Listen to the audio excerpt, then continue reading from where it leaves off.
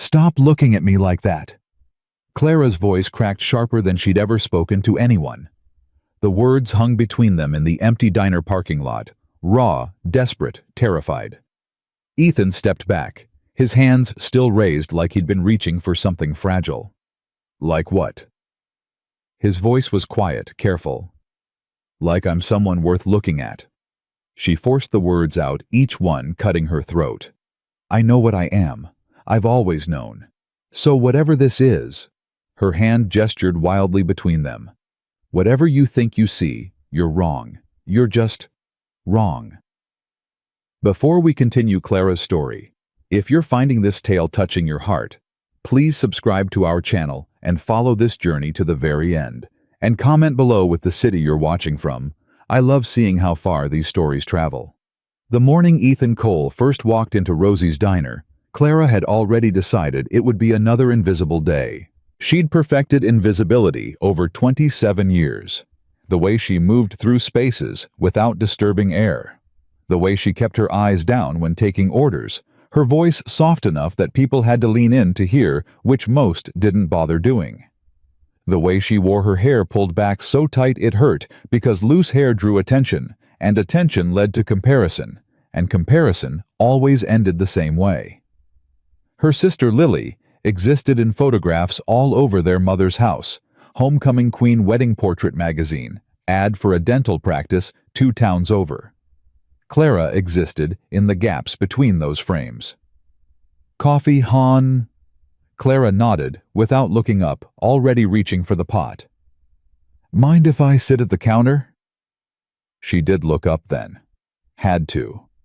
The voice didn't match the usual morning crowd, rougher, quieter, like gravel smoothed by river water. The man settling onto the stool had dust on his boots and sun-worn lines around his eyes. Not old, but weathered in a way that suggested he'd spent more time under sky than ceiling. His hands resting on the counter bore small scars across the knuckles. Coffee's fine, he said, and whatever you'd eat if you were hungry. Clara's trained smile flickered. You work here every morning. You know what's good. She poured his coffee hand steady through years of practice. Eggs and toast. Hash browns if you want something that'll stick. That's what you'd eat. That's what most people eat. I asked what you'd eat. The question landed differently than it should have. Clara felt something shift in her chest, uncomfortable, unfamiliar. I'd eat the blueberry pancakes, but they're not on special today, so they cost more. Then blueberry pancakes. He wrapped both hands around the mug, and she noticed he didn't drink yet, just held the warmth. I'm Ethan. She shouldn't engage. Engagement led to conversations. Conversations led to misunderstandings. Misunderstandings led to the inevitable moment when someone realized she wasn't Lily, wasn't special, wasn't worth the effort. Clara. The word escaped before she could stop it. Clara. He said it like he was testing how it felt. You always work mornings. 6 days a week. Which day off? Why? The question came out defensive sharp. Ethan took his first sip of coffee, and something in his expression shifted, not quite a smile, but softer. So I know which day not to come in. Clara's face burned. She turned away, putting the coffee pot back with more force than necessary. Your pancakes will be up in 10 minutes. She fled to the kitchen where Rosie was already plating orders with efficient grace. New customer? Rosie asked, not looking up. Just passing through, probably. That why your face is red? It's hot in here. Sure is. Rosie slid 3 plates across the window. Table 6, table 2, and one very patient man at the counter who asked specifically what you'd eat. When's the last time anyone asked you that? Never. The answer was never, but Clara didn't say it. She just took the plates and went back out serving table 6 first, then table 2, buying time before she had to face the counter again. When she finally set the pancakes in front of Ethan, he was reading a newspaper someone had left behind. He glanced up, pushed the paper aside, and looked at the plate with something close to appreciation. These do look better than eggs. They're good. Clara refilled his coffee, already turning to leave. You eat yet? I'm working. Do you get a break? I'm fine. That's not what I asked. Clara's hand tightened on the coffee pot handle. I don't take breaks during the morning rush. Place is half empty. It was true. Monday mornings were always slow. The weekend crowd dissolved back into wherever they came from, leaving just the regulars and the occasional stranger. I still have work to do.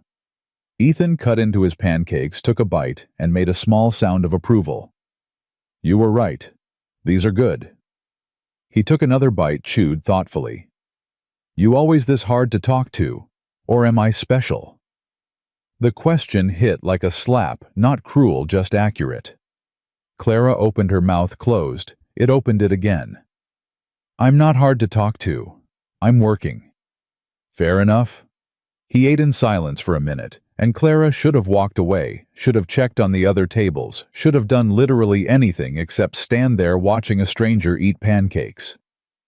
Where are you from? The question came out before she could stop it. Ethan looked up, and for the first time she saw him really smile, small, but genuine. Montana originally. Been working ranches across 3 states for the last 8 years. Just took a job at the Morrison place about 20 miles north of here. The Morrison ranch is selling. Not selling. New management. Family couldn't keep up with it after old man Morrison passed. They brought me in to see if it's salvageable. He finished his coffee, and Clara refilled it without thinking. Thank you. It's my job. Doesn't mean it's not worth thanking. Clara felt that shift in her chest again, like something trying to move that had been still for too long. I should check on the other tables. Sure. Ethan went back to his pancakes, and Clara walked away, feeling his eyes follow her for just a second before he returned to his food. She didn't understand why that second mattered. Ethan came back the next morning, and the morning after that. By Friday, he'd claimed the same stool, ordered the same pancakes, and somehow made it feel like they'd been having a conversation that just picked up where it left off. Your sister get married young? He asked on Thursday morning, apropos of nothing. Clara nearly dropped the coffee pot. What? I saw a wedding photo in the window of that photography studio on Main Street. You look alike but different. Figured it was a sister. How did you... Clara stopped. We don't look alike. Sure you do. Same eyes, same shape to your face, different everything else, but those are the same. Clara's throat closed. No one had ever said they looked alike. Lily was beautiful, objectively, undeniably beautiful. Clara was... not. That was just fact, like gravity or weather. She's my older sister. Clara kept her voice flat, professional. Got married 3 years ago. You close... we're... different. That's not what I asked. Clara met his eyes for the first time that morning, really met them. Not just glanced and looked away. Why do you keep asking me questions? Because you keep answering them. I'm being polite. No, you're being careful. There's a difference. Ethan pushed his empty plate forward. You're polite with everyone. You're careful with me. I don't know what that means. Means you think there's something to be careful about. Clara's pulse jumped. She grabbed his plate, turned toward the kitchen. I'll get your check. Clara. She stopped, didn't turn around. I'm not trying to make you uncomfortable, I just... He paused, and she heard him shift on the stool. I like talking to you. That's all. No angle. No expectation. Just... I like it. Clara's hands trembled around the plate. Your check will be ready in a minute. She walked to the kitchen, set the plate down with shaking hands, and pressed her palms flat against the cool metal prep table. Her reflection stared back from the stainless steel, distorted, unfamiliar. You all right? Rosie appeared beside her. Fine. That man rattling you? No. Yes. I don't know. Clara pushed away from the table. He's just... persistent. Persistent, how creepy persistent or interested persistent? I don't know the difference. Rosie's laugh was short, knowing. Honey, If you don't know the difference, it's probably interested. Creepy doesn't make you confused. It makes you afraid. Clara processed that. She wasn't afraid of Ethan. She was afraid of something else, something harder to name. When she brought his check, Ethan had already left exact change, plus a generous tip on the counter. Tucked under the bills was a small piece of paper torn from his newspaper. See you Monday. E. Clara stared at the note for a full minute before crumpling it and throwing it away. Then she immediately fished it back out, smoothed it flat, and tucked it into her apron pocket. She told herself it meant nothing. She told herself she'd throw it away later. She told herself a lot of things that week that turned out to be lies. By the second week, Clara had started timing her movements to avoid being near the counter when Ethan arrived. She'd serve other tables, check inventory refill, napkin dispensers, anything to create distance. It didn't work. "You're avoiding me," Ethan said on Tuesday morning when she finally had to take his order. "I'm doing my job." "Your job involves walking past the counter 6 times without looking at me." "I was busy." "Place is empty." Clara's jaw tightened. "What do you want from me?" The question came out harder than she meant, and Ethan's expression shifted, surprised, then something softer. "I want to know if you'd have coffee with me. Not here, somewhere else, after your shift ends." "No." "Can I ask why?" "You can ask." Ethan waited. When Clara didn't continue, he smiled small wry. "All right. Fair enough." He picked up his menu and Clara should have felt relief. Instead, she felt something closer to panic. "I'm not—" She started again. "I'm not trying to be rude. I know. I just don't. I'm not someone who does that." "Does what?" "Drinks coffee." "Drinks coffee with—" Clara gestured vaguely at him, at herself, at the space between them. "With people like you?" Ethan set the menu down slowly. "People like me. You know what I mean." "I really don't." Clara's face burned. "I'm not stupid. I know what I look like. I know what my sister looks like. I know how this goes. So whatever you're doing—" "What am I doing, Clara? I don't know." The words burst out louder than she intended. 2 customers at a corner booth glanced over. Clara lowered her voice. "I don't know what you're doing. I don't know why you keep coming back. I don't know what you want.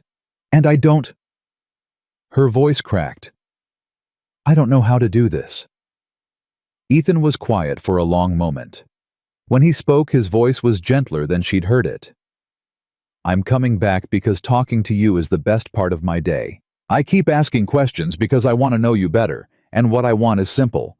I want to sit somewhere that's not this diner and have a conversation that doesn't end with you running away from me. I don't run. You're running right now." Clara looked at him, really looked, and found something in his expression that terrified her more than anger or mockery ever could. He meant it. Every word. He genuinely wanted to spend time with her, and she had no framework for understanding why. "I get off at 2, she heard herself say. Ethan's face brightened. "Yeah. There's a coffee shop on Maple Street, small place, quiet." "I know it. I'll be there at 2:15. Clara nodded once sharp and walked away before she could take it back. Her heart hammered against her ribs. Her hands shook as she poured coffee for table 3. When she finally risked a glance back at the counter, Ethan was eating his pancakes with a small private smile that made her chest hurt. What had she just done? King. Clara changed clothes 3 times in the diner's small bathroom before her shift ended. Everything looked wrong, too tight, too loose, too old, too obviously trying. She finally settled on the same jeans and plain blue shirt she'd worn that morning, because at least they were honest.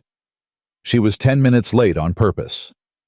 Showed up at 2:25 with her heart in her throat and a speech prepared about how this was a mistake, how she couldn't do this, how he should just forget Ethan was sitting by the window, 2 coffee cups already on the table. He stood when he saw her. I didn't know what you liked, so I got you the same thing I ordered. If you hate it, we can get something else. Clara sat, because her legs felt unreliable. What is it? Caramel latte. Too sweet probably, but I've got a weakness for them.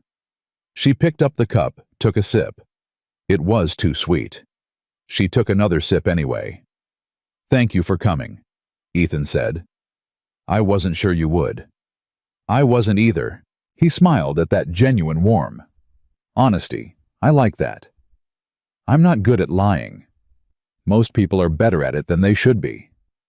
They sat in silence for a minute. Not comfortable exactly, but not unbearable. Clara wrapped her hands around the warm cup and tried to remember how to breathe normally. Can I ask you something? Ethan's voice was careful. You're going to anyway. Fair point. He leaned back slightly. Why did you say yes? You clearly didn't want to. Clara stared into her coffee. I don't know. You kept asking questions like my answers mattered. Nobody does that. Your answers do matter. No, they don't. Not really. I'm just... She struggled for the word. I'm just the person who brings the food. Is that really what you think? It's what I know. Ethan was quiet for a long moment. Can I tell you what I see? Please don't. Too late. I see someone who notices things, who remembers that I like my coffee black, but not too hot, who recommended pancakes because she actually cares if food tastes good, not because it's her job, who works hard without complaint and treats everyone with kindness, even when they don't notice her doing it. He paused. I see someone who's been overlooked for so long she thinks invisible is the same as worthless. Clara's eyes burned. You don't know me. No. But I'd like to. Why? The word came out broken, desperate. Why me? I'm not special. I'm not pretty. I'm not interesting. I'm just... Stop. The word wasn't loud, but it cut through her spiral like a blade. Clara's mouth snapped shut. I'm going to say something and I need you to hear it. Ethan leaned forward, his eyes locked on hers. I don't know who convinced you that you're not worth knowing. I don't know who taught you to measure yourself against other people and find yourself lacking. But they were wrong. And I need you to at least consider the possibility that they were wrong. You don't understand? Then help me understand. Tell me who did this to you. Clara's laugh was sharp bitter. Nobody did anything to me. This is just... reality. My sister is beautiful. I'm not. That's not an insult, it's just fact. And facts can't be wrong. Not about this. Ethan shook his head slowly. You know what I think? I think you're so convinced you're not worth looking at that you can't see the people who are looking. Including me. Clara stood abruptly. I should go. Clara. This was a mistake. I told you it was a mistake. I don't know why I came. I should just... Sit down. No. Please. His voice shifted, not commanding but genuine. Please, sit down. If you want to leave after, I won't stop you, but please just sit for one more minute. Clara remained standing, every muscle coiled for flight, but something in his voice, something raw and honest, made her hesitate. 1 minute, she said. She sat. Ethan exhaled slowly. I'm not trying to fix you. I'm not trying to convince you you're something you're not. I'm just trying to get to know you. And yeah, I think you're beautiful, not because I'm lying or because I want something, but because it's true. At least to me. He paused. But if you can't hear that yet, fine. We don't have to talk about it. We can just talk. About anything else. About nothing. I just want to sit here with you and not feel like you're waiting for me to leave. Clara's chest ached. Why? Because I like you. Simple. Direct. Honest. Is that really so hard to believe? Yes. The answer screamed in her head. Yes, it was impossible to believe because people like Ethan didn't like people like her, and this whole thing was some kind of mistake or misunderstanding, or I lost someone once. Ethan's voice dropped quieter. Someone I cared about. I didn't tell her what she meant to me because I thought there'd be time. There wasn't. He met Clara's eyes. So now, when I meet someone who makes me want to know them better, I don't wait. I don't play games. I just say it, even if it makes things awkward, even if they don't believe me. Clara felt tears threatening. I don't know how to do this.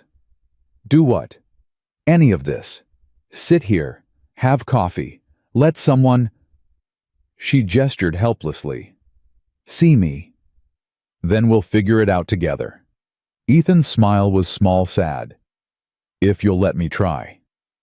Clara picked up her coffee cup with shaking hands, took a sip, set it back down. One more coffee, she said quietly. Just one, and then I'll decide. Ethan's entire face softened. That's all I'm asking. They sat in that coffee shop until the sun started slanting through the western windows, and Clara talked more than she'd talked to anyone in years. About the diner, about her mother's house full of Lily's pictures, about the small, quiet life she'd built that felt safe because nothing in it could hurt her. And Ethan listened like every word mattered. When they finally left, Clara's coffee was cold and her heart was terrified, and something small and fragile had begun to bloom in her chest that felt dangerously like hope. She told herself it wouldn't last. She told herself not to get used to it. She told herself this was temporary, that people like Ethan didn't stay for people like her. But for the first time in her life, a small voice whispered back, "What if you're wrong?" That small voice became a problem within 3 days. Clara found herself checking the clock at 6:45 every morning, telling herself she wasn't waiting for anyone. But her pulse jumped when the door chimed at 7:15, and Ethan walked in with dust on his jeans and that quiet smile that made her forget how to breathe properly.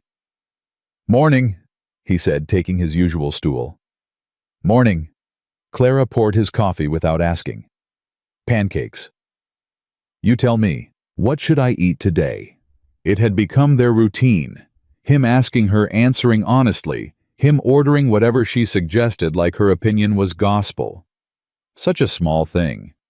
It shouldn't have mattered. It mattered desperately. "French toast," Clara said. "Rosie makes it with cinnamon and vanilla. It's good." "Then that's what I want." She put in his order and tried to focus on other tables, but kept finding reasons to drift back toward the counter. Refilling his coffee, asking if he needed anything, standing close enough to smell the soap he used, something clean and simple that reminded her of rain. "You working tonight?" Ethan asked when she brought his food. "Until 9. Late shift." "Sarah called in sick. I'm covering." Ethan cut into his French toast, took a bite, made that small sound of approval that sent warmth through Clara's chest. "This is dangerous. You're going to make me fat. You work a ranch. I don't think that's possible." "You'd be surprised. Morrison's got me doing more paperwork than actual writing lately."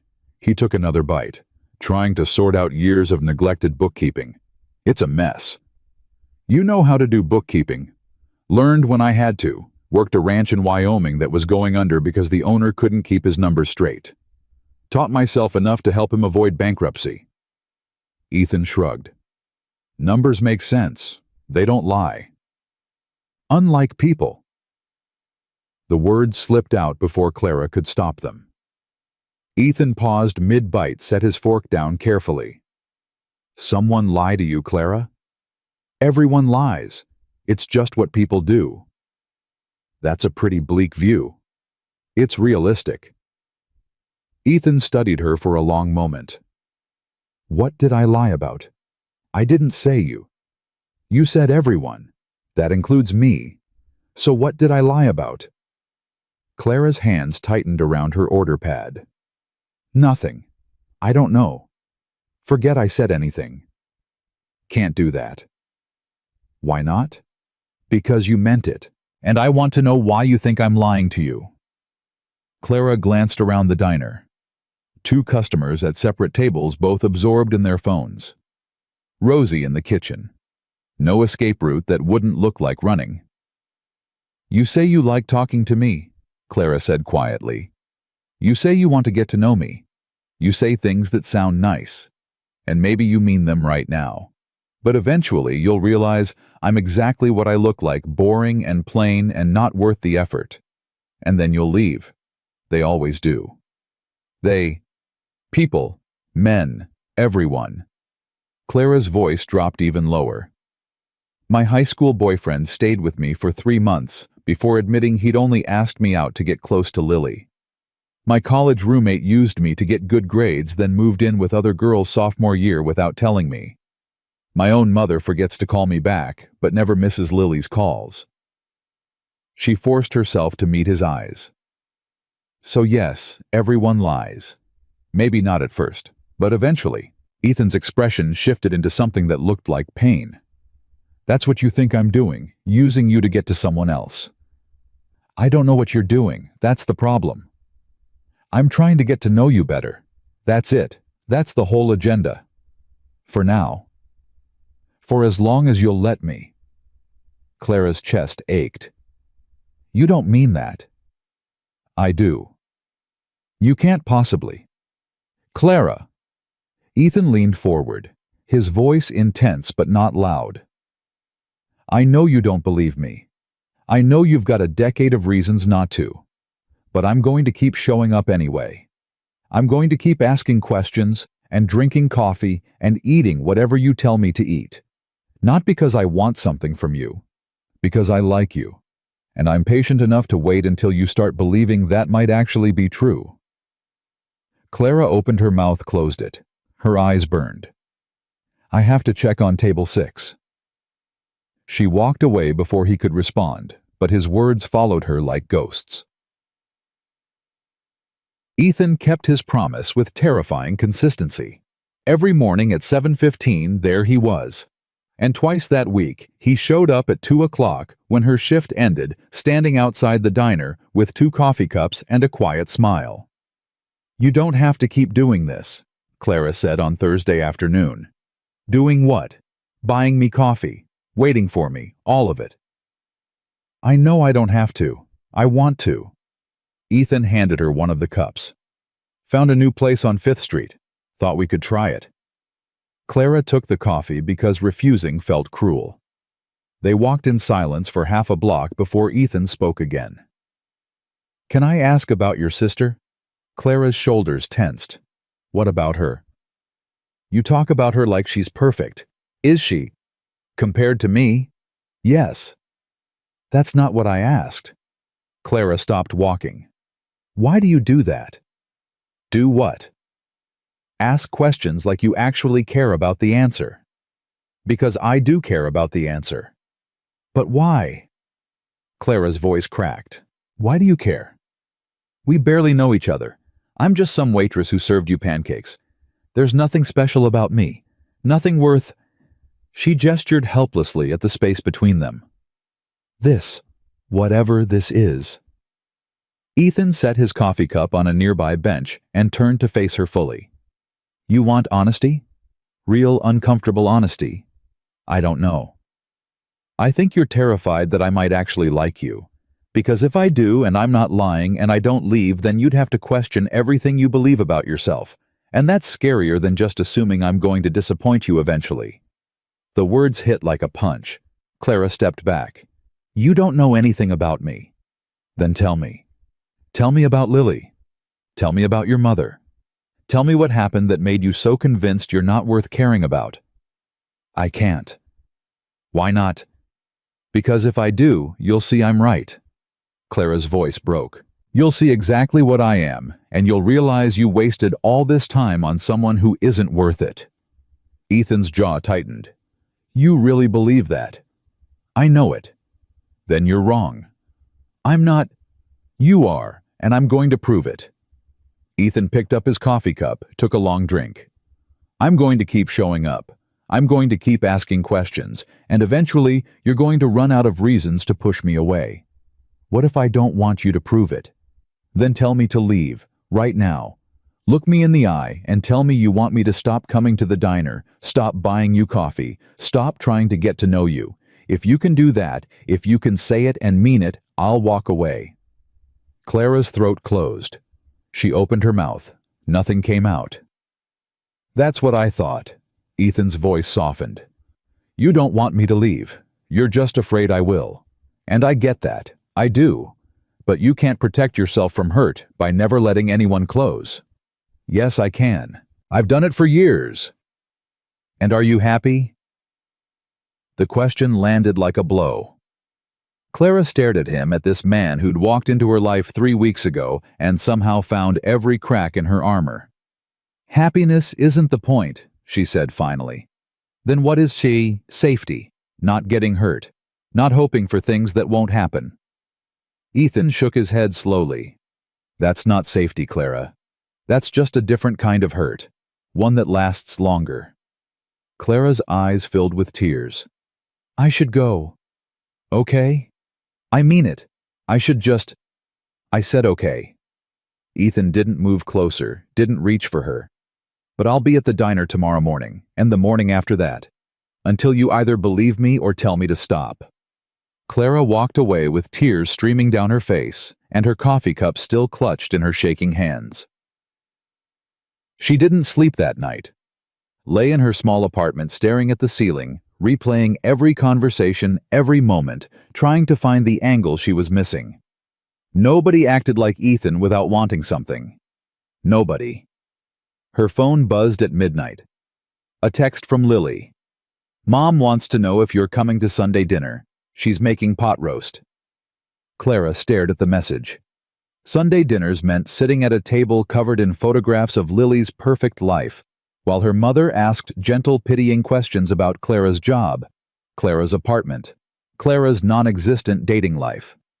It meant being reminded in 1,000 small ways that she was the daughter who stayed small, while Lily grew into everything their mother had hoped for. "I'll be there," Clara typed back. She always went. That was the problem. She always showed up to her own diminishment. Morning came too fast and too slow. Clara dragged herself to work exhausted and raw and told herself Ethan wouldn't come. He'd finally realized she was too much work, too broken, too. The door chimed at 7:15. Ethan walked in, and Clara's traitorous heart leaped. "Morning," he said, taking his stool. Clara poured his coffee with shaking hands. "You came." "I said I would." "I thought—" She stopped. Started again. "After yesterday, I thought you'd realize it wasn't worth it." Ethan wrapped his hands around his mug, and Clara noticed dark circles under his eyes. He looked like he hadn't slept either. "Had a bad night," he said quietly. "Kept thinking about something you said, about everyone leaving eventually." "I shouldn't have—" "No, you should have, because it helped me understand something." He met her eyes. "I lost my wife 4 years ago." Clara's breath caught. "What?" "Car accident. Black ice, empty highway, gone in seconds." Ethan's voice was steady, but his knuckles were white around the mug. "We'd had a fight that morning. Something stupid, I can't even remember what. I was angry. She left angry. Last thing I said to her was, 'Fine, go then.'" He paused. "She never came back." "Ethan, I'm so—" "Let me finish." He took a breath. "I spent 2 years convinced it was my fault. That if I'd been kinder, softer, better, she wouldn't have been on that road at that moment. Took another year to accept that some things just happen. That blame doesn't change anything." He finally looked at her. "But you know what I regret most? All the times I didn't tell her what she meant to me. All the times I assumed there'd be another chance to say it right." Clara felt tears building. "Why are you telling me this?" "Because I see you doing the same thing. Not with death, but with life. You're so convinced you're not worth loving that you're rejecting it before it even has a chance to happen. You're protecting yourself from a hurt that might never come by guaranteeing you'll be alone. His voice cracked. And I can't watch you do that. I know I barely know you. I know I have no right to care this much this fast. But I do. And I'm not going to pretend I don't just because it makes you uncomfortable. Clara's hands trembled. I don't know how to do this. Do what? Let someone. She struggled for the word. Matter. Then let me teach you. What if I can't learn? Then we'll figure that out together. Ethan reached across the counter, stopped just short of touching her hand. I'm not asking you to be different. I'm not asking you to be confident or fixed or anything other than what you are. I'm just asking you to let me try. Clara looked at his hand so close to hers. One small movement, and she could close that distance. One small movement, and everything would change. She pulled her hand back. I can't, she whispered. I'm sorry, I just can't. Ethan's face fell, but he nodded. Okay. I'm not worth this. Whatever you think you see in me, you're wrong. And I can't. Her voice broke. I can't watch you realize that. I can't wait for the moment you figure out I'm exactly what I've been trying to tell you I am. And what's that? Nothing special. Nothing worth staying for. Ethan stood slowly, left money on the counter for coffee he hadn't drunk. You know what's sad? Clara, I think you actually believe that. And I don't know how to fight something you're that convinced is true. He walked out. Clara stood frozen watching him go and felt something shatter inside her chest that she hadn't realized was still whole. Rosie appeared beside her. You just let him walk out. I had to. Why? Because he'll leave eventually anyway. Everyone does. This way I control when. Or this way, you lose something real because you're too scared to find out it might actually last. Clara's vision blurred. It won't last. Things like this don't happen to people like me. What if you're wrong? That was the question, wasn't it? The same one that had been haunting her since Ethan first walked through the door. What if she was wrong? What if her entire understanding of herself, 27 years of careful documentation, proving she was unremarkable, unlovable, not enough? What if all of it was built on a foundation that crumbled the moment someone actually looked at her and saw something different? What if she'd been wrong her whole life? The possibility was more terrifying than any certainty.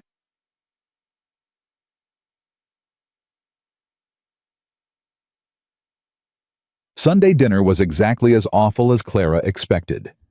Her mother's dining room table displayed Lily's latest family photos, her husband's promotion, their new house, their upcoming anniversary trip to Italy. Lily herself looked radiant pregnancy glow, making her even more beautiful than usual. 7 months already, their mother cooed, touching Lily's rounded belly. Have you thought about names? We're thinking Emma for a girl, James for a boy. Both beautiful, classic. Her mother turned to Clara with that gentle, pitying smile Clara knew too well. And how are things at the diner, sweetheart? Fine. Still working those long hours. Someone has to. Of course. It's good that you're so dedicated. The words were kind, but the subtext was clear. It's good you have something at least. Lily caught Clara's eye across the table. Something flickered in her expression. Sympathy. Pity Clara couldn't tell and wasn't sure which would be worse. Actually, Lily said carefully, I've been meaning to ask. Are you seeing anyone? Clara's fork froze halfway to her mouth. No. Really, Mom mentioned she thought she saw you at that coffee shop on Maple Street with someone, a man. Their mother perked up. Oh, that's right, I did see you. Tall fellow, rugged looking. Who was that? Nobody. He didn't look like nobody. Just someone who came into the diner. We had coffee once. It's nothing. Once? Lily's eyebrow raised. Mom saw you there 3 times last week. Clara's face burned. We're not, he's just persistent. Persistent sounds promising, her mother said with forced cheer. What's his name? It doesn't matter. It's over. Over? I thought you said it was nothing. It was nothing. Is nothing. Can we talk about something else? Lily and their mother exchanged that look, the one that said poor Clara she can't even manage a simple relationship. I'm just saying, sweetheart, at your age, you can't afford to be too picky, her mother said gently. If a nice man is interested, you should give him a chance. He's not interested, not really. How do you know? Because I know what I am, Mom. I know what Lily is. I know how this works. The table went silent. Lily's face shifted into something that looked almost like pain. Clara, she said quietly, what are you talking about? Nothing. Forget it. No, I want to know. What do you mean you know what I am? Clara set down her fork carefully. You're beautiful. You're successful. You're everything people want. I'm not. That's just fact. That's not. Yes, it is. Clara's voice was flat matter-of-fact. I'm the plain one, the boring one, the one who stayed in our hometown working at a diner while you went out and became something. And that's fine. I've made peace with it. But don't pretend it's not true. Lily looked stricken. Is that really what you think? It's what I know. Clara, Lily glanced at their mother, then back. Can we talk, just us? There's nothing to talk about. Please. Something in Lily's voice made Clara look up. Her sister's eyes were bright with tears, and for the first time in years, Clara saw something other than perfection in her face. Fine, Clara said, but not here. They ended up on their mother's back porch, the evening air cool against Clara's flushed face. Lily stood at the railing, one hand on her belly, staring out at the darkening sky. You really think I'm perfect? Lily said finally. It wasn't a question. Everyone thinks you're perfect. Everyone's wrong. Lily turned to face her. Clara, do you have any idea how exhausting it is? Being the pretty one, the successful one, the one everyone expects things from. I can't have a bad day without someone asking what's wrong. I can't gain 5 pounds without people noticing. I can't make a mistake without it being a scandal. That's not the same as, you're right, it's not the same, but it's not perfect either. Lily's voice cracked. You know what I envied about you. You got to just be yourself. You didn't have to perform. You didn't have to live up to some impossible standard. You got to be real. Clara laughed, sharp, bitter. Real. I got to be invisible. There's a difference. Is there? Because from where I'm standing, invisible sounds peaceful. Nobody expects anything from invisible. Nobody judges every choice invisible makes. Nobody sees invisible at all. Maybe not. But at least invisible knows who they really are. Lily wiped her eyes. I spent so long being what everyone expected that I don't even know what I actually want anymore. I married David because he looked good on paper. I took that job because it sounded impressive. I got pregnant because it was the next step everyone expected. And now I'm having a baby, and I'm terrified because what if I mess this up? What if I'm not actually good at anything except looking right? Clara stared at her sister. You're actually serious. Of course I'm serious. Why wouldn't I be? Because you're Lily. You're perfect. You're everything I'm not. And you're everything I'm not. You're genuine. You're kind without trying. You're yourself even when it would be easier not to be. Lily's voice dropped. That man Mom saw you with, if he's interested, it's because he sees something real in you. Something I spend every day pretending to have. Clara felt something crack in her chest. I pushed him away. Why? Because I didn't believe him. I didn't believe anyone could actually want me when you exist. Lily's face crumpled. Oh, Clara, I'm so sorry. For what? For being one more person who made you feel like you weren't enough. Lily reached for Clara's hand. You're my sister. You're smart and funny and stronger than I've ever been. And if some cowboy is smart enough to see that, you should let him." Clara's eyes burned. "I don't know how." "Start by believing you deserve it. Even if you don't feel it yet. Just try." They stood together on that porch as the stars came out, and for the first time in years, Clara didn't feel like the lesser sister. She just felt like someone's sister, someone who mattered. It didn't fix everything, but it cracked open a door that Clara had welded shut so long ago she'd forgotten what was on the other side. Hope. Terrifying, fragile, impossible hope. Clara showed up at the Morrison Ranch on Monday morning with no plan and shaking hands. The main house sat at the end of a long dirt drive surrounded by corrals and outbuildings that had seen better days. Ethan's truck was parked near the barn. Clara's courage faltered. She could turn around, pretend this never happened. Go back to her safe, small life where nobody expected anything and nothing could disappoint her. But Lily's words kept echoing. You should let him. She got out of her car, found Ethan in the barn wrestling with account ledgers spread across a makeshift desk. He looked up when her shadow fell across the doorway, and his entire body went still. Clara. Hi. What are you doing here? I don't know. Clara stepped inside, her hands twisted together. I've been thinking. About what you said. About safety being a different kind of hurt. Ethan set down his pen carefully. And I think you might be right. I think I've been so busy protecting myself from getting hurt that I forgot what it feels like to actually live. Clara's voice shook. I talked to my sister. She said some things that made me realize I've been seeing myself wrong my whole life. What did she say? That I'm brave for being myself. That being real matters more than being perfect. Clara forced herself to meet his eyes. And that if someone sees something in me, I should let them.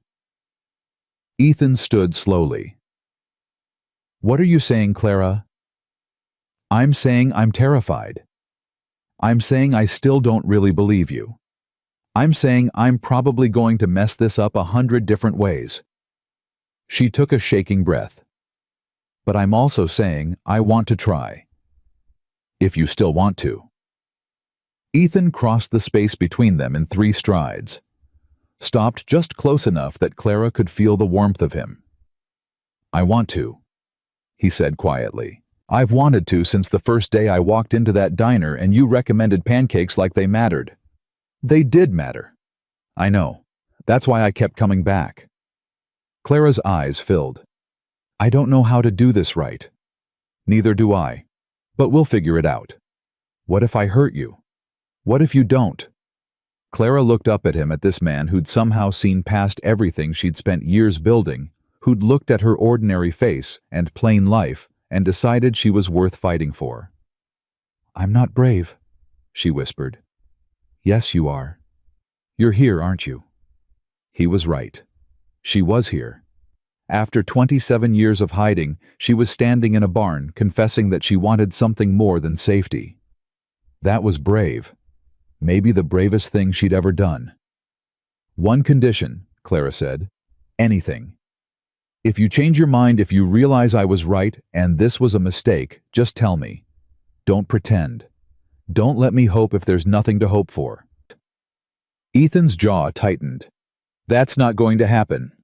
But if it does, Clara, I need you to hear me. Really hear me. I'm not going to change my mind. I'm not going to wake up one day and realize you're not worth it. Because you are worth it. And I'm going to keep proving that to you until you finally believe it. Clara felt something break and rebuild in her chest all at once. Okay. Okay. Okay, I'll try. To believe you. To let you. She gestured helplessly. Whatever this is. Ethan's smile was the most beautiful thing Clara had ever seen. This is me asking if I can take you to dinner. A real dinner. Somewhere nice. Tomorrow night. Clara's heart hammered. Yes. Yeah. Yes, I want to. I'm terrified, but I want to. That's all I'm asking. Ethan reached for her hand, stopped, waited. Clara closed the distance, lacing her fingers through his. His hand was warm and calloused and steady, and when Clara looked down at their joined hands, she saw something she'd never seen before herself as part of something. Not invisible, not separate, just connected. It didn't fix everything. She still had voices in her head telling her this wouldn't last.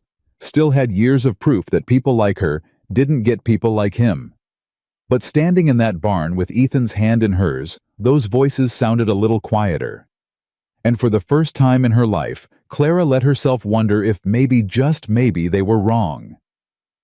Clara spent the next 24 hours convinced she'd made a catastrophic mistake.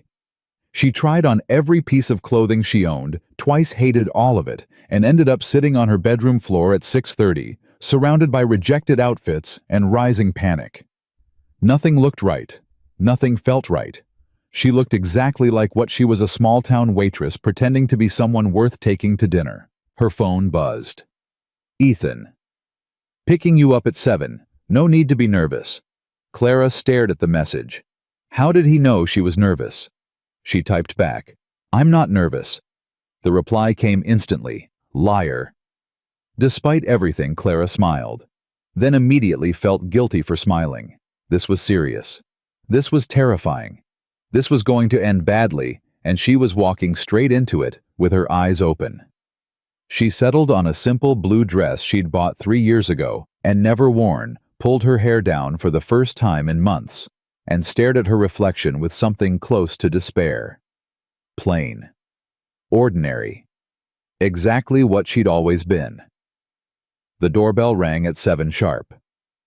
Clara opened the door and found Ethan standing there in clean jeans and a button-down shirt that made his eyes look darker. He'd shaved. His hair was still damp. He looked at her for a long moment, and Clara braced for disappointment. You're beautiful, he said quietly. Don't. Don't what? Don't say things you don't mean. Ethan's jaw tightened. What would it take for you to believe I mean it? I don't know. More time. More proof. Something. How much more? Clara's throat closed. I don't know that either. They stood in her doorway, tension thick between them, until Ethan exhaled slowly. Okay, let's start with dinner. One step at a time. The restaurant was small, tucked away on a side street Clara had passed 100 times, but never entered. Too nice. Too expensive. Too much for someone like her. But Ethan held the door open like it was the most natural thing in the world, and Clara forced herself to walk through. They sat at a corner table. Clara twisted her napkin in her lap, hyper-aware of every other couple in the room. They all looked like they belonged here, confident, comfortable, certain. She felt like an imposter. What are you thinking? Ethan asked. That everyone's looking at us. They're not. They are. They're wondering what you're doing with someone like me. Ethan set down his menu. Clara, nobody is thinking that except you. You don't know that. I do, because nobody in this room knows us or cares about us. They're all focused on their own lives, their own conversations. The only person judging you right now is you. Clara wanted to argue, but couldn't find the words. He was probably right. He was usually right, which made everything worse. Tell me something, Ethan said. Something real. Something you've never told anyone. Why? Because I want to know you. The real you, not the version you think you're supposed to be. Clara stared at her water glass. I don't know who the real me is. Then tell me something you do know. Anything. The server appeared, took their orders, disappeared. Clara bought time by drinking her water, by rearranging her silverware, by doing everything except answering. I used to write stories, she said finally. When I was younger, before I realized I wasn't good at anything. What kind of stories? Stupid ones. about people who went on adventures and found where they belonged and fell in love and lived happily ever after. Clara's laugh was bitter. Classic fairy tale nonsense. What made you stop? Lily read one once. She said it was sweet but unrealistic. She was trying to be kind, but all I heard was, "This is childish, and you should stop." Clara met his eyes. So I did. Do you miss it? The question caught her off guard. Nobody's ever asked me that. I'm asking. Did she miss it?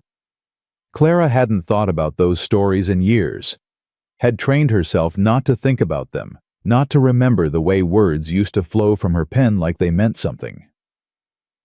Yes, she admitted quietly. I miss it. I miss believing things could end well. They can. Not for everyone. Why not for you? Because people like me don't get happy endings. We get stable endings, safe endings, endings where we survive but don't thrive. Clara's voice dropped. And that's okay. I've made peace with it. Have you? Because you seem pretty miserable for someone who's made peace with their life? The words stung because they were true. Clara looked away. I'm fine. There's that word again. Fine. You use it like armor. Maybe I need armor. From what? From this. From you. From hoping for something that's going to hurt when it ends. Ethan leaned forward. What if it doesn't end? Everything ends. Not everything. Name one thing that doesn't. This moment right now. This conversation. Even after we leave this table, it'll still have existed. Still have mattered. Clara felt tears threatening. You don't understand. I'm not built for this. For relationships and feelings and... She gestured between them. Whatever this is, I'm built for quiet. For invisible. For not mattering. Says who? Says everyone who's ever looked at me and looked away. I'm looking at you, Ethan said. And I'm not looking away. You will. Eventually. Why are you so convinced of that? Because it's what happens. People get bored. They realize I'm not interesting enough or pretty enough or worth the effort. They leave. It's what they do. Ethan's hands clenched on the table. Your high school boyfriend. The one who used you to get to Lily. Did you ever confront him? Clara blinked at the sudden shift. What? When you found out. Did you tell him he was an asshole? Did you make him face what he did? No. I just let him go. And your college roommate. Did you tell her it hurt when she moved out without warning? No. Why not? Because what would be the point? They didn't want me. Fighting about it wouldn't change that.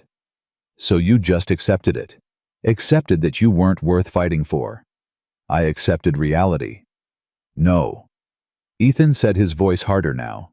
You accepted their version of you. You let other people define your worth, and then you made that definition permanent. Clara's vision blurred. You're being cruel. I'm being honest. There's a difference. I can't do this right now. When can you do it? Because at some point, Clara, you're going to have to face the fact that you've spent your whole life believing a lie. It's not a lie. The words came out louder than intended.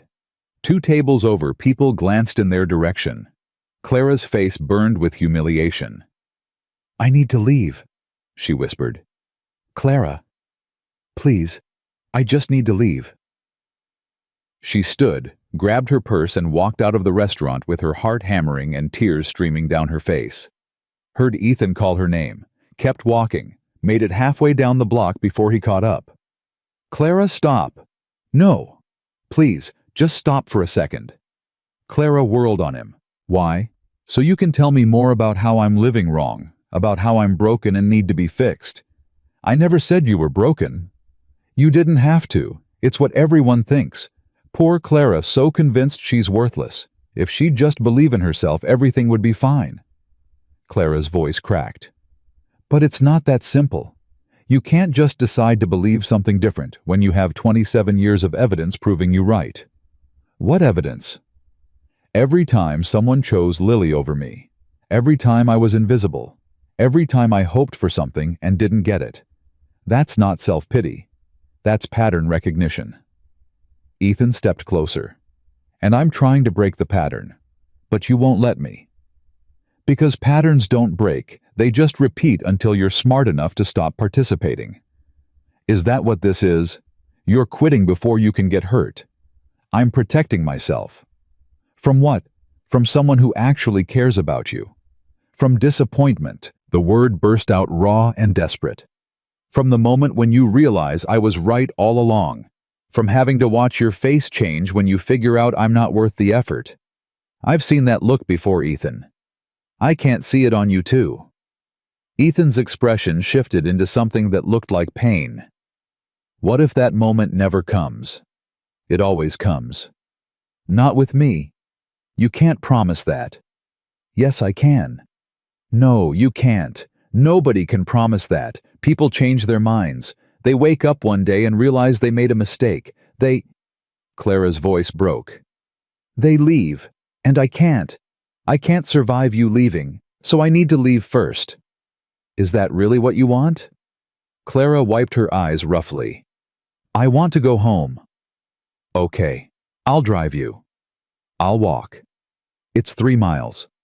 I don't care. Clara, please. Stop. The word echoed down the empty street. Just stop trying to save me. I don't need saving. I just need you to accept that this... She gestured between them. This was a mistake. We're too different. I'm too broken. This was never going to work. Ethan's jaw clenched. You're not broken. Yes, I am. And you can't fix me by pretending I'm not. I'm not trying to fix you. I'm trying to love you. The words landed like a bomb. Clara's breath caught. The street went silent. What? She whispered. Ethan ran his hand through his hair, frustrated, raw. I'm falling in love with you. Have been since the first week.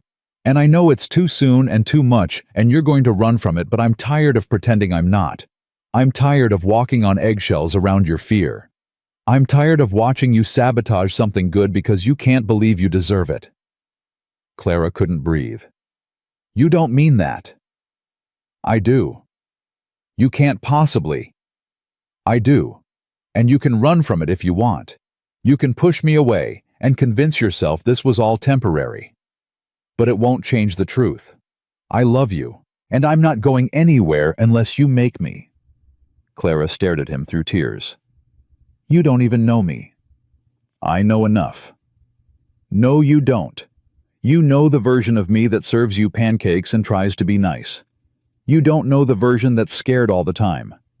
That lies awake at night convinced she's not enough. That wants to believe you, but can't, because believing would hurt too much when it ends. Then let me know that version too. Why would you want to? Because that's the real you, and I want all of you, not just the easy parts. Clara shook her head, backing away. You say that now. But when you actually see how damaged I am, when you realize how much work it would take to be with someone who can't even accept a compliment without falling apart, you'll change your mind. I won't. You will. Clara. My father left when I was 6, Clara said suddenly. Did I tell you that he left Mom for someone younger, prettier, more interesting? And I remember thinking even then that I understood why. Because why would anyone choose us when they could have better... Ethan's face went pale. Clara, that's not... And when boys in school asked Lily out, they'd sometimes talk to me first, pretend to be interested, then laugh when they found out I actually thought they meant it. Clara's voice shook. Do you know what it's like to be the joke the one people use to make themselves feel better about who they really want? I'm not them. How do I know that? How do I know this isn't just some project for you? Fix the broken girl. Make her believe she's worth something. Feel good about yourself. Ethan's voice went quiet, dangerous. Is that really what you think I'm doing? I don't know what you're doing. That's the problem. I'm trying to be with you. That's it. That's the whole agenda. For now. Forever. You can't know that. Yes, I can. Because I lost someone I loved, and I know what it feels like to have real and lose it. And this? He gestured between them. This is real. And I'm not walking away from real just because you're scared. Clara felt something break in her chest. I can't do this. Can't or won't. What's the difference? Everything. Can't means you're incapable. Won't means you're choosing not to. And I need to know which one this is. Clara stared at him through the blur of tears. I don't know. Then figure it out. Because I'm all in, Clara. Completely all in. But I can't do this alone. At some point you have to meet me halfway. You have to choose to believe this might actually work. And if I can't, Ethan's face crumpled. Then I guess we're done. Because I can't keep fighting your fear for you. You have to want this. Want us. And I'm not sure you do. The words hung between them like a chasm. Clara wanted to say he was wrong. Wanted to tell him she did want this. Wanted to believe everything he was saying. But the words stuck in her throat, tangled up with 27 years of proof that wanting things didn't make them real. I should go, she whispered finally. Ethan nodded once, sharp and painful. Yeah, you should. He turned and walked back toward his truck, and Clara stood frozen on that dark street watching him leave. This was what she'd wanted, wasn't it? Push him away before he could leave first. Control the ending. Stay safe. So why did safe feel like dying? She made it home somehow, locked herself in her apartment, sat on her bathroom floor, and cried until she had nothing left. Her phone buzzed once around midnight, a text from Ethan. I meant what I said. All of it. When you're ready to believe that I'll be here. Clara stared at the message until her vision blurred. What if he meant it? What if he actually genuinely meant it, and she was throwing away something real because she was too scared to believe? What if Lily was right? What if the problem wasn't that Clara wasn't enough? It was that she couldn't accept that she was. The thought circled in her head all night, terrifying and impossible, and maybe, just maybe true. Morning came too early. Clara dragged herself to work with swollen eyes and a heart that felt like it had been put through a shredder. Rosie took one look at her and poured coffee without asking. You look like hell.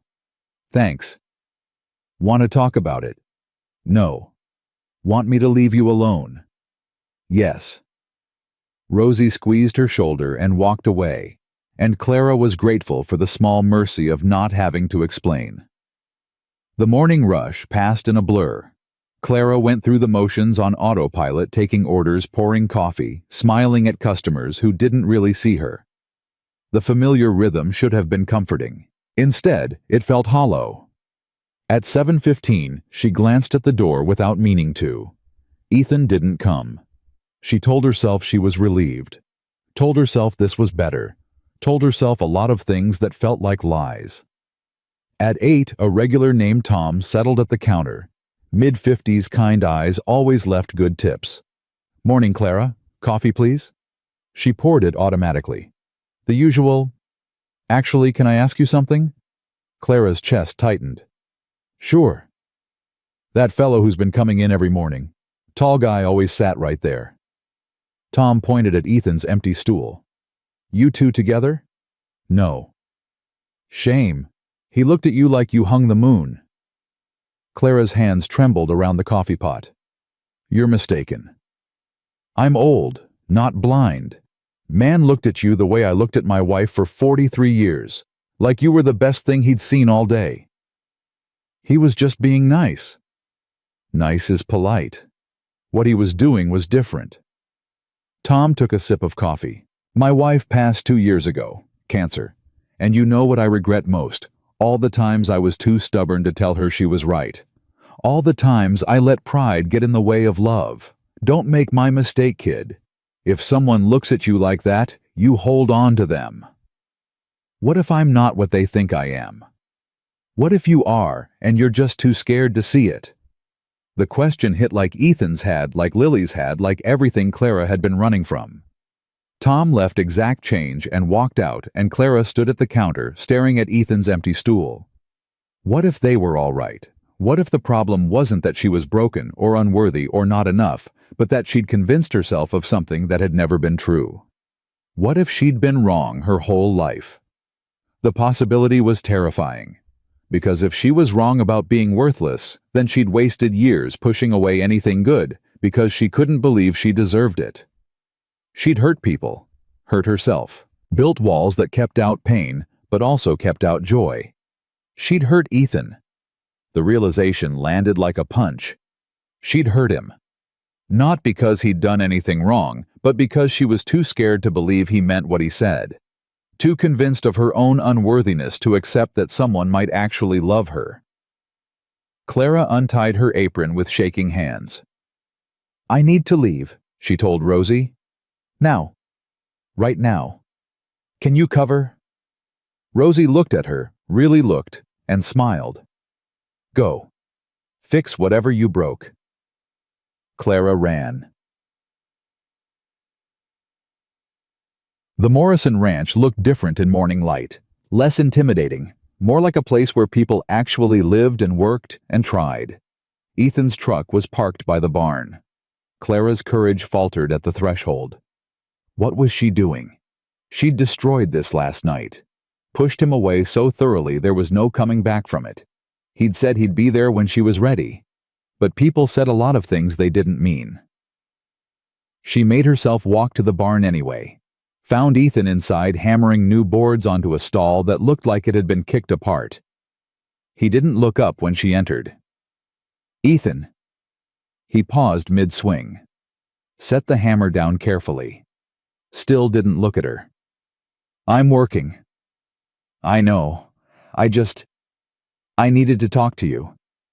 Said everything there was to say last night." "I didn't. I ran away before I could say what actually mattered."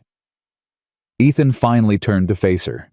He looked exhausted, like he'd slept as poorly as she had. "What's that?" Clara's hands twisted together.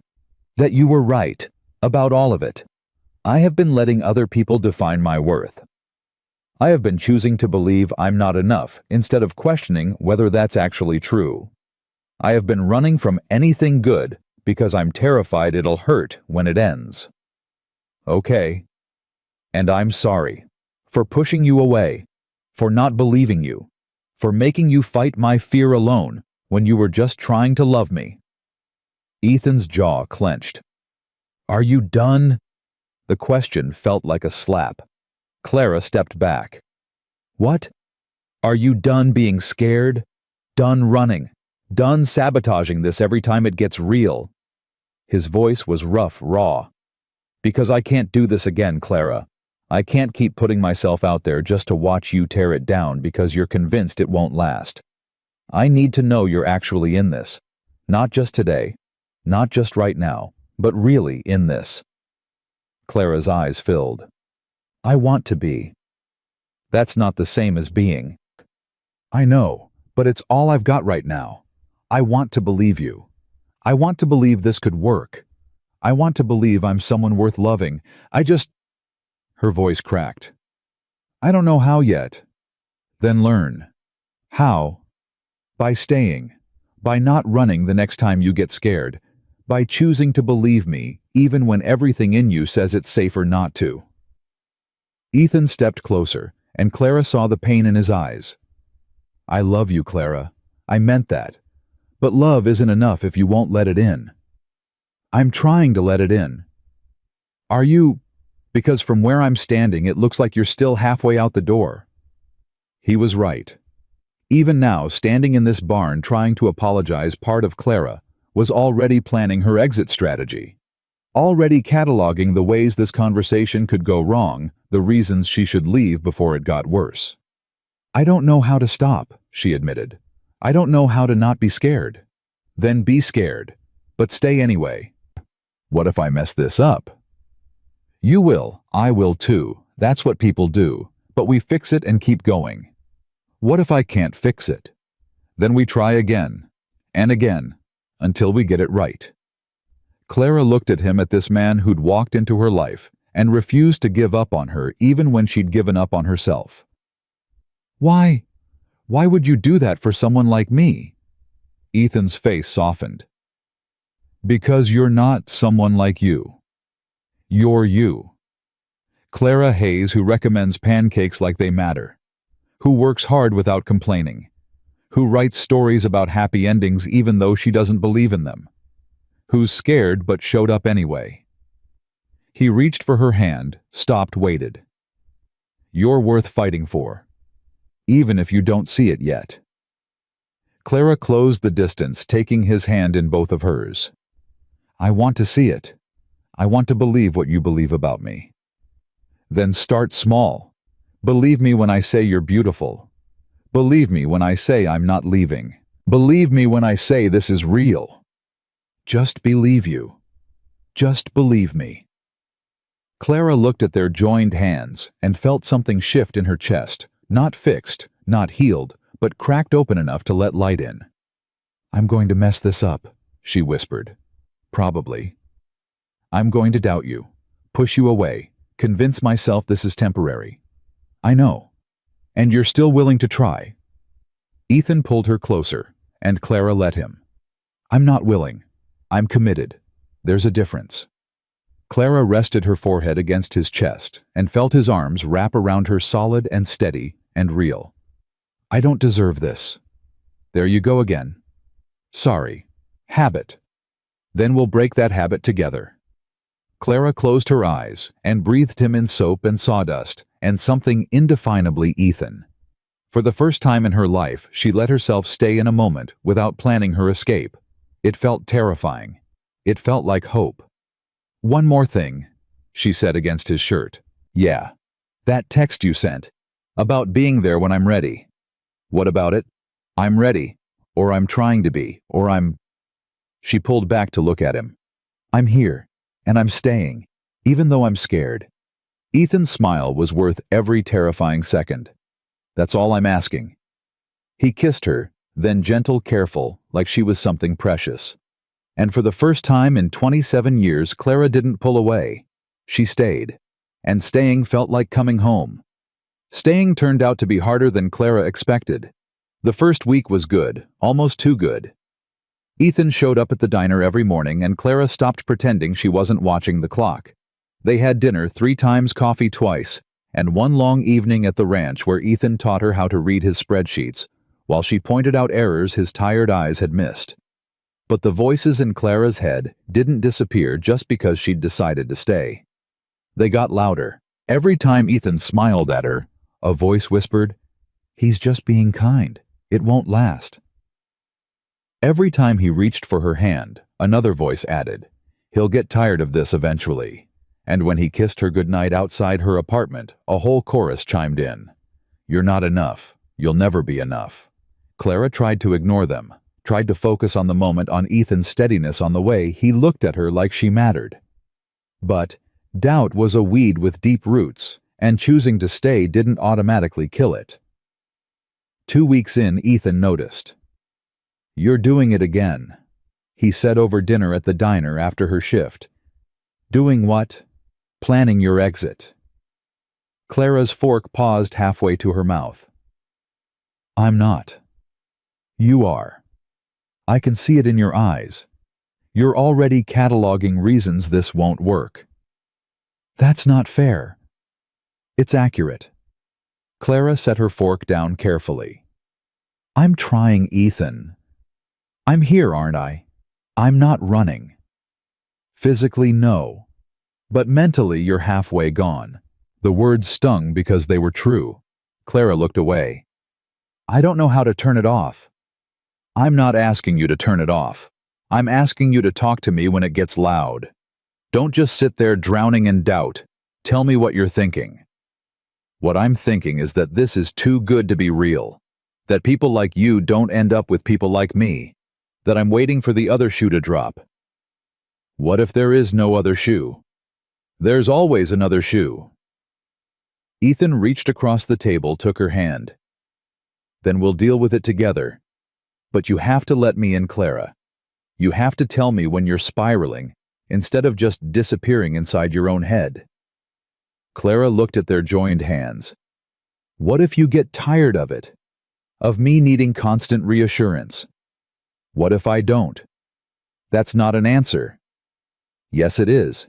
You keep asking what-if questions about all the ways this could go wrong. I'm asking what-if questions about the ways it could go right. We're both guessing about the future. The difference is I'm guessing optimistically. Clara's throat tightened.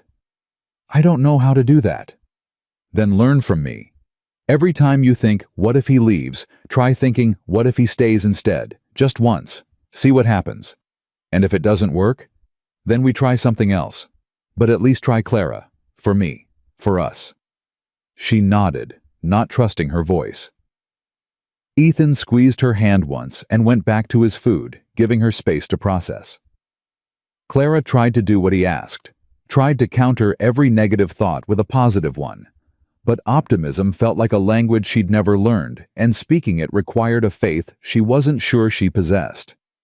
Still, she tried. For him. For the possibility of them. It helped. A little. Some days. And then the rodeo festival was announced. Clara saw the poster at the diner, bright colors advertising 3 days of events starting Friday. Barrel racing, bull riding, live music, food vendors, the whole small-town spectacle. Half the county would show up, including every single woman who'd ever looked at Ethan and seen exactly what Clara saw someone worth keeping. You going to the rodeo? Rosie asked, catching Clara staring at the poster. I don't know. Ethan going? Probably. Morrison's sponsoring one of the events. He'll have to represent the ranch. So you'll go with him?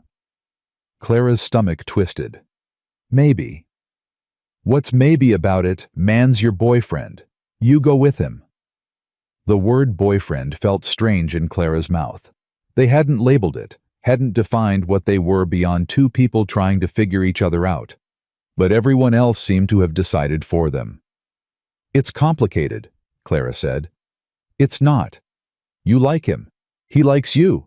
You go to the festival together. That's how this works. What if people stare? Let them stare. Who cares? Clara cared. Cared desperately. Because the rodeo meant crowds, meant seeing people she'd gone to school with, meant being seen next to Ethan, where everyone could compare and judge and wonder what he was doing with someone like her. When Ethan asked her that night, Clara's first instinct was to say no. The rodeo's this weekend, he said, walking her to her car after dinner. Want to go? I have to make an appearance for the ranch, but we could make a day of it. Food, music, watch some events. I'm working Saturday. Sunday then. Festival runs through Sunday night. Clara twisted her keys in her hand. I don't know. Why not? I'm not really a rodeo person. You grew up here. Everyone's a rodeo person. I mean, I don't... Clara struggled for words. It's loud. Crowded. Everyone knows everyone. I'd rather just... not. Ethan studied her face. What are you actually afraid of? Nothing. Clara. Fine.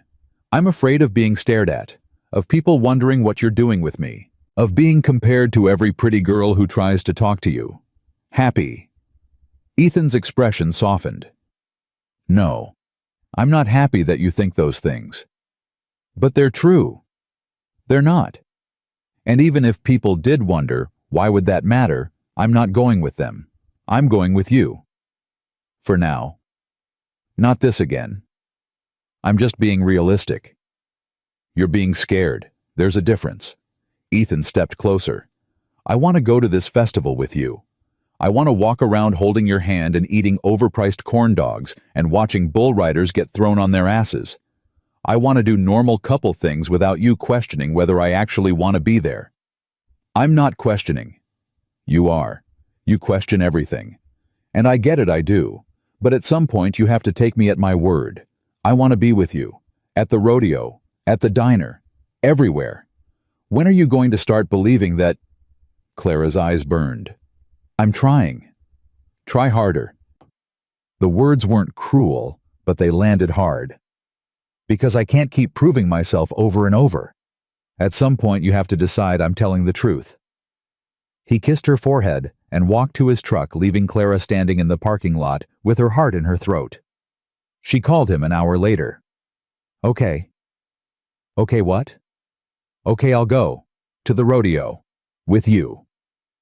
The relief in his voice was palpable. Yeah. Yeah. But if I panic and want to leave, then we'll leave. No questions asked. Promise. Promise. Clara hung up and immediately regretted agreeing. Spent the next 3 days mentally preparing herself for disaster. Sunday arrived too fast. Ethan picked her up at noon in his truck wearing jeans and a shirt that made him look like he belonged in a Western magazine. Clara had changed clothes 4 times and settled on jeans and a plain green shirt that she immediately hated. You look nice, Ethan said when she climbed in. I look plain. You look like you, which is perfect. Clara wanted to argue, but bit her tongue. She was trying to accept compliments, trying to believe he meant them. The fairgrounds were packed. Cars lined the dirt roads, families streamed toward the entrance, and the air smelled like fried food and livestock. Clara's chest tightened. You okay? Ethan asked, taking her hand as they walked toward the gates. Fine. That word again? I'm nervous. Is that better? It's honest. I'll take it. He squeezed her hand. We'll stay as long as you want. If it's too much, we leave. They paid the entrance fee and stepped into chaos. Music blared from speakers. Children ran between food stalls, and everywhere Clara looked, she saw people laughing, talking, living their lives without the constant anxiety that followed her like a shadow. Ethan kept her hand in his, steady and grounding. They bought lemonade and walked through the vendor stalls, and for a few minutes, Clara almost relaxed. Then she heard her name. Clara Hayes. Oh my God, is that you? Clara turned to find Amanda Richardson, homecoming queen cheerleader, one of Lily's close friends from high school, walking toward them with a bright smile. Hi, Amanda. I haven't seen you in forever. How are you? Amanda's eyes flicked to Ethan with obvious interest. And who's this Ethan Cole? I work at the Morrison Ranch. Amanda's smile widened. The Morrison Ranch, I heard they brought in new management. That's you. Yes, ma'am. Please call me Amanda. She touched his arm lightly, and Clara felt her stomach clench. Are you enjoying the festival?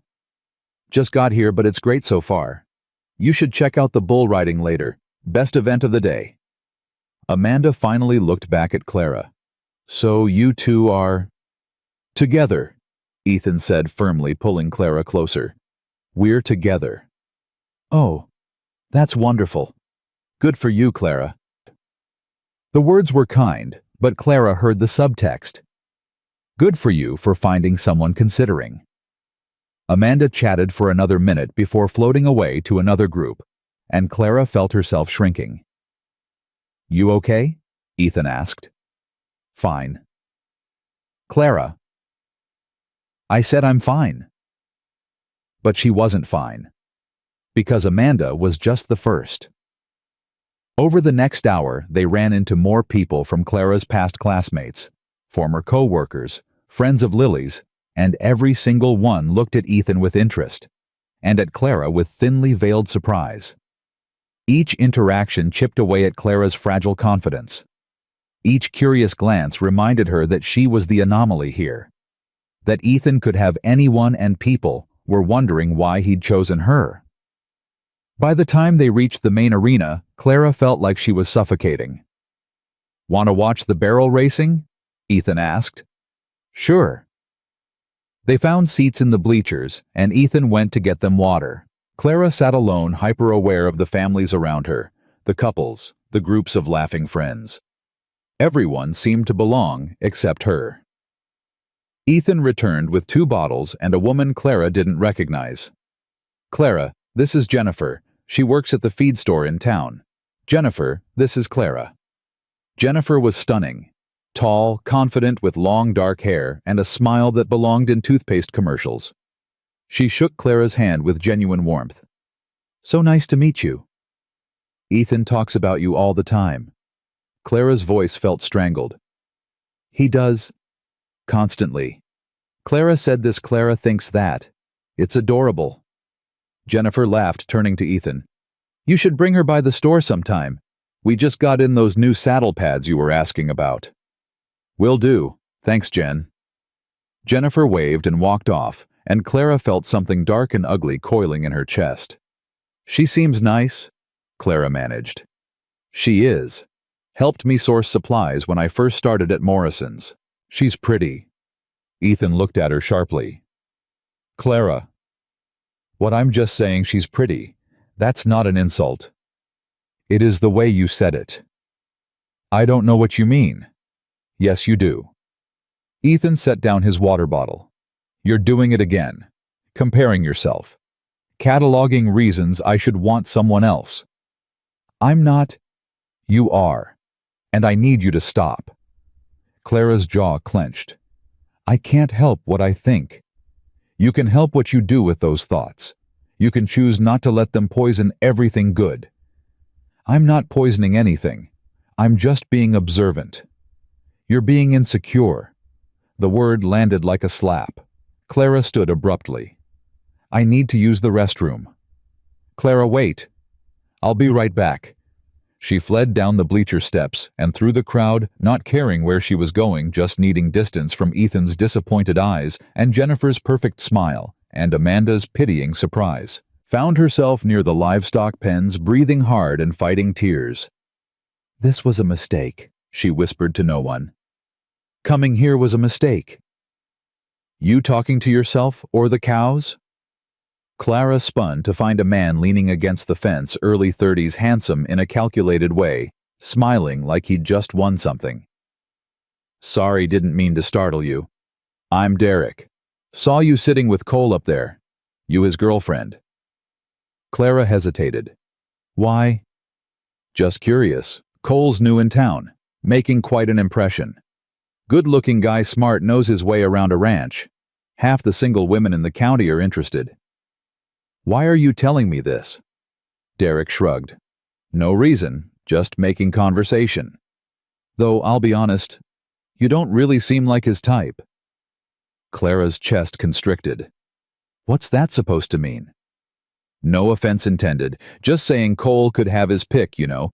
Seems like the kind of guy who'd go for someone more outgoing, confident. You seem sweet, but kind of, he gestured vaguely, quiet. Clara felt something break inside her. I should go. Hey, I didn't mean to upset you, just being honest. She walked away, but Derek's words followed her like poison. You don't seem like his type. He could have his pick. You seem sweet, but what? But plain, but boring, but not enough. Clara made it back to the bleachers on autopilot. Found Ethan talking to two more women, both beautiful, both animated, both clearly enjoying his attention. He was laughing at something one of them said, and Clara felt her heart shatter. This was the truth. This was what she'd been afraid of. Ethan surrounded by confident, beautiful women who belonged in his world. Women who made sense next to him.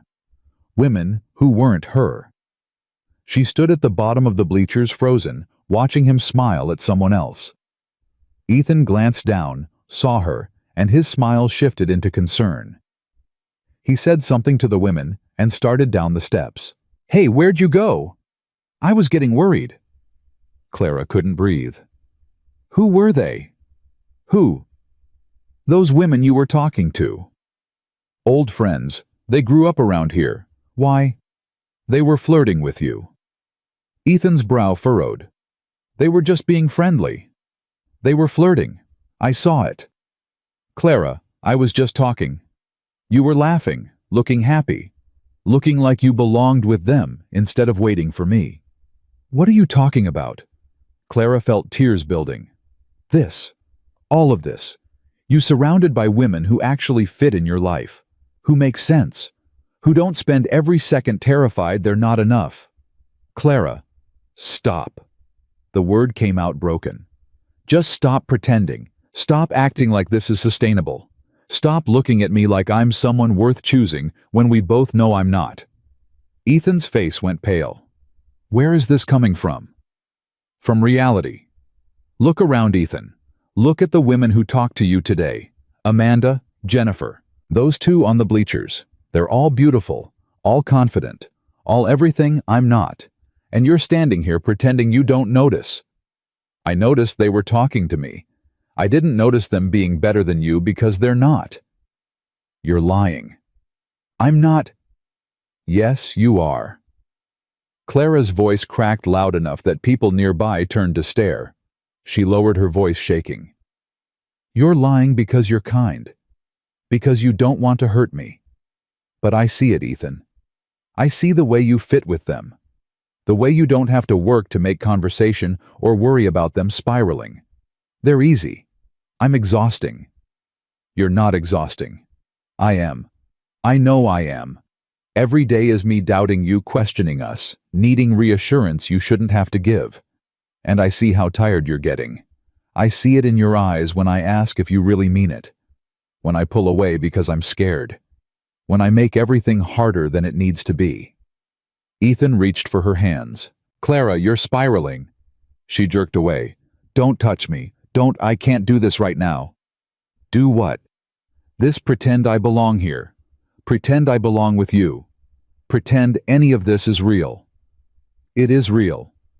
No, it's not. It's you being patient with someone who can't believe she deserves you. It's you waiting for me to get better, to be easier to be someone I'm not. And I can't. Her voice broke completely. I can't keep disappointing you. You're not disappointing me. Look at me. The words tore out of her. Really look at me, Ethan. I'm plain. I'm insecure. I'm broken in ways I don't know how to fix. And you're standing here surrounded by women who aren't any of those things, and I'm supposed to believe you choose me, that you'll keep choosing me when they're right there. Ethan's jaw clenched. Those women aren't you. Exactly. They're better. They're not better, they're different. And I don't want different. I want you. Why? Clara's vision blurred. Give me one good reason why you'd want me over any of them. Because I love you. The words echoed across the fairground. People were definitely staring now. Clara felt exposed raw, like every wound she'd ever tried to hide was visible. You can't, she whispered. I do. You can't. Because if you really knew me, really saw how broken I am, you wouldn't. You couldn't. Ethan's hands curled into fists at his sides. What do you want from me, Clara? What would it take for you to believe me? I don't know. I don't know what it would take, because I don't know how to believe something that feels impossible. So what then? We just give up. You walk away because you've decided this can't work. Clara felt tears streaming down her face. I'm trying to save us both the pain of when it inevitably does. There's nothing inevitable about this, except you making it a self-fulfilling prophecy. You're so convinced I'm going to leave that you're pushing me away first. Because that's what happens. People leave. They get tired and bored and they realize they made a mistake and they leave. I'm not them. How do I know that? Clara's voice was ragged. How do I know you won't wake up one day and realize you could have had anyone and you wasted your time on me? Ethan stared at her, and Clara saw something shift in his expression. Not anger. Something worse. Resignation. You don't know, he said quietly. You'll never know. Because you've decided you're not worth loving, and nothing I say or do will change that. You'll always find a reason to doubt. Always find proof that you're not enough. And I can't compete with that. I can't fight your fear for you anymore. What are you saying? I'm saying maybe you're right. Maybe this is unsustainable. Not because you're broken or not enough, but because you won't let yourself be loved. And I can't love someone who refuses to accept it. Clara felt the ground drop out from under her. You're leaving.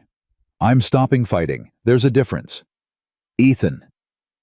I love you, Clara. I meant every word I've ever said to you. But I can't do this anymore. I can't keep proving myself while you look for exits. I can't be the only one believing this will work." His voice cracked. "I need you to fight for us too. And you won't. You can't. So yeah, maybe we should stop before we both get hurt worse." Clara wanted to argue, wanted to tell him he was wrong, that she was fighting, that she wanted this to work. But the words stuck in her throat, tangled up with every fear she'd ever had. Ethan waited. When she didn't speak, he nodded once, sharp, painful. "Take care of yourself, Clara." He walked away through the crowd, and Clara stood frozen, watching him disappear. She'd done it. She'd pushed him away, protected herself from the inevitable hurt of him leaving by making him leave first. It should have felt like victory. It felt like dying. Clara made it to her car somehow, drove home through tears, locked herself in her apartment and collapsed on the floor. This was what she wanted. Wasn't it control, safety, the certainty that she wouldn't be blindsided by abandonment? So why did safe feel like the worst pain she'd ever experienced? Her phone buzzed. A text from Lily. "Mom said she saw you at the rodeo with someone. Call me." Clara stared at the message through blurred vision. She'd lost him. Lost the best thing that had ever happened to her because she couldn't accept that it was real. And the worst part? She had no one to blame but herself. Clara didn't call Lily back. Didn't answer when her mother called the next day. Didn't respond to Rosie's texts asking if she was okay. She went to work on Monday with her heart in pieces and her face carefully blank. Poured coffee, took orders, smiled at customers who didn't notice the difference. At 7:15, she looked at the door without meaning to. Ethan didn't come. Tuesday he didn't come either. Wednesday passed in the same hollow silence. By Thursday, Clara stopped looking at the clock. Stopped hoping. Just moved through her shifts like a ghost going through the motions of being alive. "You need to talk about it," Rosie said on Friday morning. "There's nothing to talk about. You look like hell. You're not sleeping. You barely eat. That's something to talk about." "I'm fine." Rosie slammed a plate down hard enough to make Clara jump. "Stop saying that word. You're not fine. You're miserable. And you're going to stay miserable until you do something about it." "There's nothing to do. It's over." "Why?" "Because I ruined it. Because I pushed him away one too many times. Because he finally realized I was right, I'm too much work. Or because you're a coward." Clara's head snapped up. "What?" "You heard me. You're a coward. You had something real, and you destroyed it because you were too scared to believe it could last." "That's not—" "Yes, it is. And you know what the saddest part is? You're still doing it. Still choosing fear over hope. Still convinced you're not worth fighting for." Rosie leaned against the counter. "That man loved you. Really loved you. And you threw it away because you couldn't accept it." Clara's eyes burned. "He gave up on me." "No, honey. You gave up on yourself. He just stopped fighting a battle you refused to win." The words landed like blows. Clara turned away, blinking hard. "It doesn't matter now." "It matters if you let it matter." "What's that supposed to mean?" "It means you have a choice. You can stay here feeling sorry for yourself, or you can go fight for what you want. But you can't have both." Clara stared at her reflection in the stainless steel coffee maker, distorted, unfamiliar, sad. "What if I don't know how to fight?"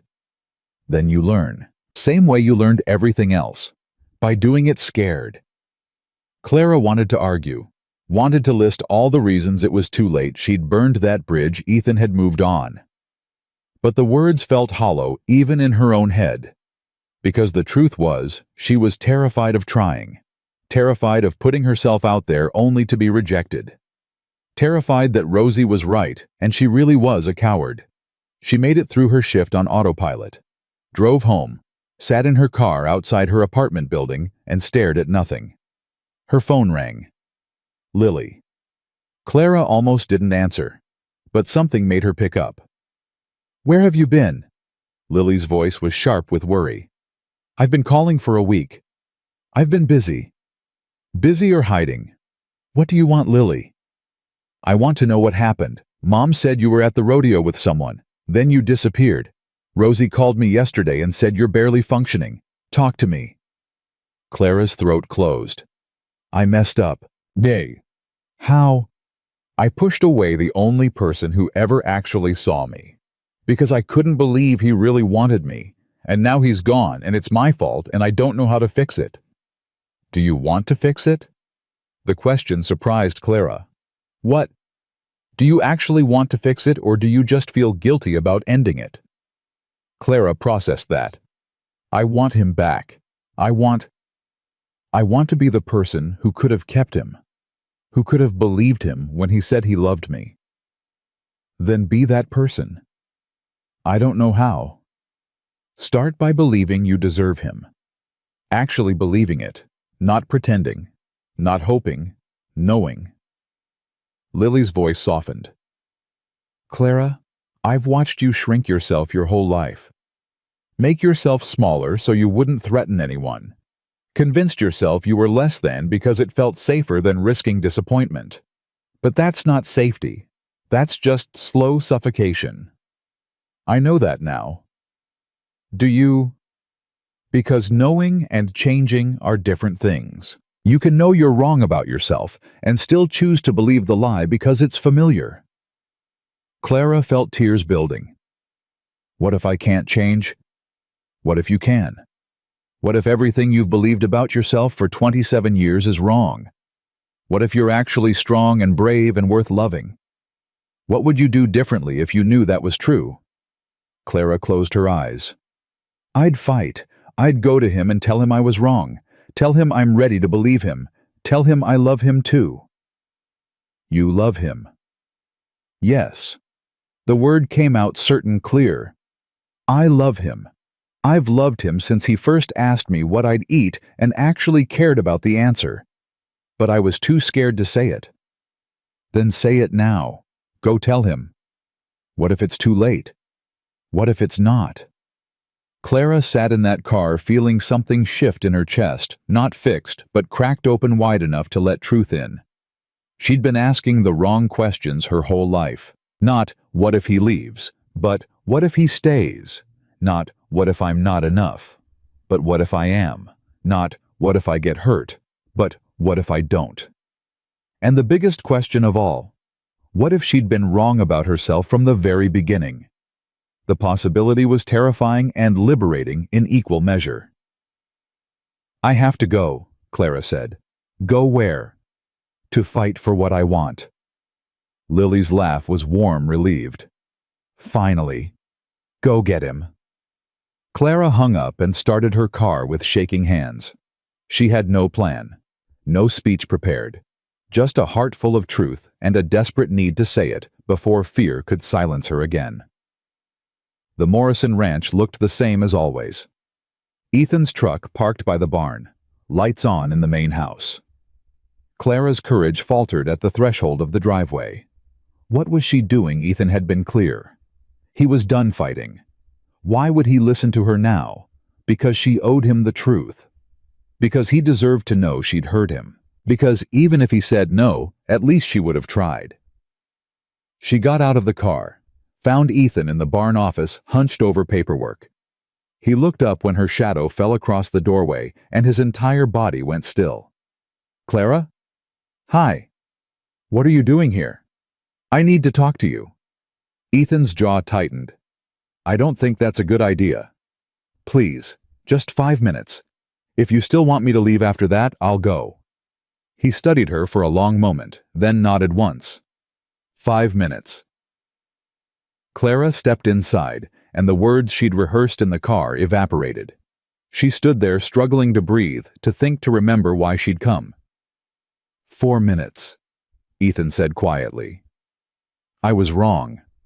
The words burst out. About everything. About myself. About us. About what I deserve. Clara. No. Please let me finish. I've spent my whole life convinced I wasn't enough. That people only saw me as a placeholder until someone better came along. And I let that belief poison everything good Because I couldn't imagine a world where I was actually worth choosing. Ethan's expression didn't change. I know all this. We've had this conversation. But you don't know this part. You don't know that I went home after the rodeo and realized something. I didn't lose you because I'm not enough. I lost you because I refused to believe I was. I pushed you away not because you were going to leave, but because I was terrified you might actually stay. Why are you telling me this now? Because I love you. Clara's voice broke. I love you, and I never said it. I let you walk away thinking I didn't care when the truth is I care so much it terrifies me. You're the first person who ever looked at me and saw something worth knowing. And I couldn't handle that because it meant questioning everything I believed about myself. Ethan stood slowly. So, what's different now? I'm different, or I'm trying to be. Clara took a shaking breath. I talked to my sister, to Rosie, to myself in the mirror for 3 hours last night. And I realized something. The problem was never that I wasn't enough. The problem was that I wouldn't let myself be enough. I kept searching for proof that I was worthless, instead of accepting the evidence right in front of me that I mattered to you. And you think that's changed. You think one realization fixes everything. No, I know it doesn't. I know I'm still going to doubt sometimes. Still going to be scared. Still going to struggle to believe I deserve good things. Clara stepped closer. But the difference is, I'm going to try. Really try. Not just go through the motions while waiting for you to give up. I'm going to fight my fear instead of letting it win. Ethan's face was unreadable. What are you asking for, Clara? Another chance. One more chance to prove I can do this. To prove I can let you love me without sabotaging it. I can't go through this again. I can't keep waiting for you to believe me. I know. That's why I'm not asking you to wait. I'm asking you to let me prove it. Right now. Today. However long it takes. How do you prove something like that? Clara felt tears streaming down her face. I don't know. I've never done this before. I've never fought for anything in my life because I always assumed I'd lose. But I'm fighting now. For you. For us. Because losing you hurt worse than any rejection I've ever feared. And if I'm going to hurt anyway, I'd rather hurt trying than hurt running away. Ethan's hands clenched at his sides. You really love me.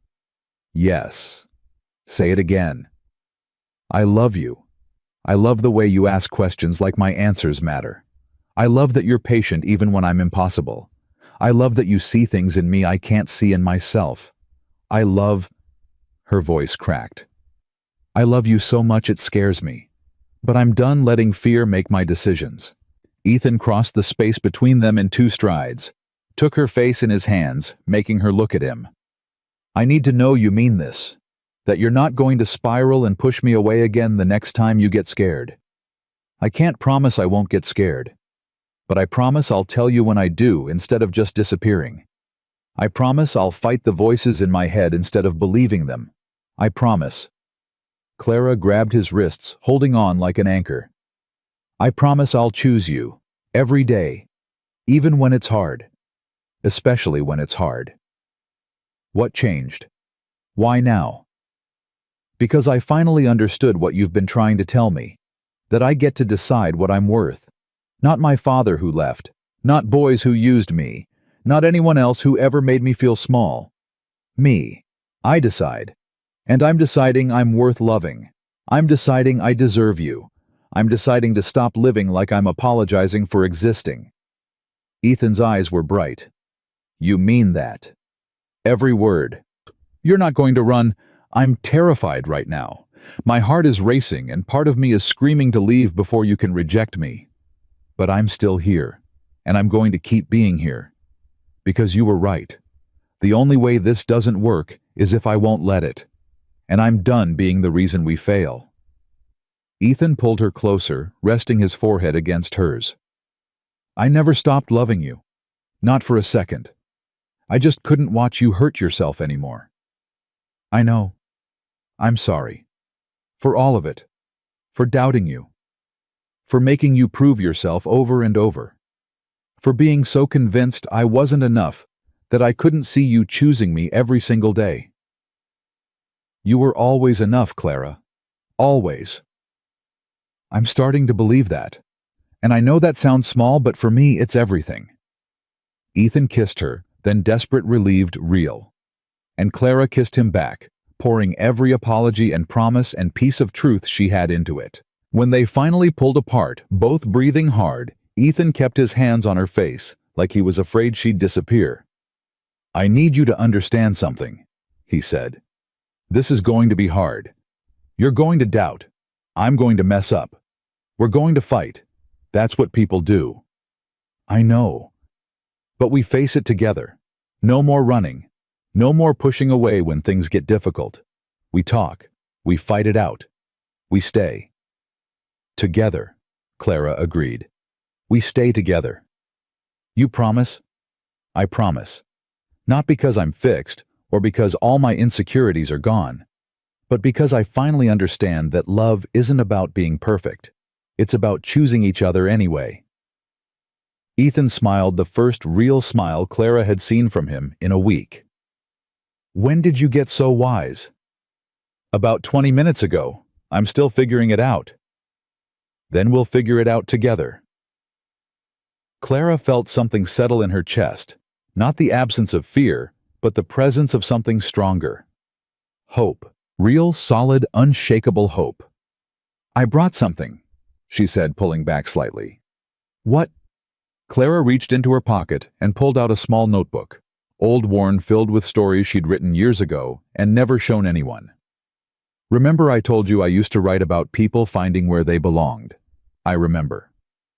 I found this last night, read through all the stories I wrote before I convinced myself I wasn't good at anything. And you know what I realized? Every single story ended with someone choosing themselves first, learning they were worth loving before they let anyone else love them. Sounds familiar? I wrote these when I was 16. Apparently, part of me always knew the truth. I just spent the next 11 years forgetting it. Clara handed him the notebook. I want you to read them, not because they're good, they're probably terrible, but because they're honest. They're the version of me who still believed in happy endings. Ethan took the notebook like it was precious. Thank you for trusting me with this. Thank you for not giving up on me, even when I gave up on myself. I couldn't give up on you. I tried. It didn't work. Clara laughed through tears. I'm glad it didn't work. Me too. Ethan set the notebook down carefully and pulled her close again. So what now? Now we try, really try, both of us, together. I can do that. So can I. I'm scared, but I can do it.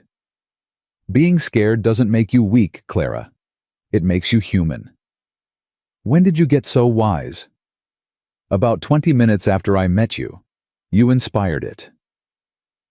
They stood in that barn holding each other, and Clara felt the weight of 27 years of self-doubt start to lift. Not gone, it would probably never be completely gone. But lighter, manageable, something she could carry without it crushing her. I should probably tell Rosie I won't be quitting, Clara said eventually. You were going to quit. I was thinking about it. Thought maybe I should leave town, start over somewhere nobody knew me. And now I'm thinking I spent enough time running. Maybe it's time to stay and build something instead. Ethan smiled. I like the sound of that. Me too. They walked out of the barn hand in hand, and Clara looked up at the sky, vast and open and full of possibilities she'd spent years refusing to see. Her phone buzzed. A text from Lily Well.